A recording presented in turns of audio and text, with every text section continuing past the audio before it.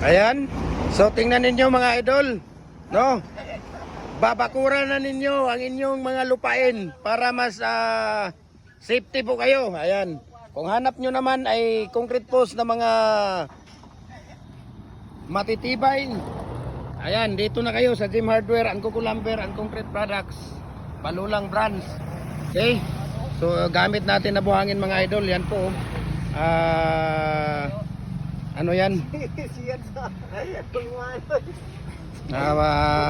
Screen sun po. Ayun, kitang-kita nyo na po kung gaano kaganda yung ating molder. So ito po ang molder natin mga idol na 4x4 by 8 feet. Ito po ay ito ang 8 holes, no? Apatan 4 holes po pala siya, sorry. Ayan.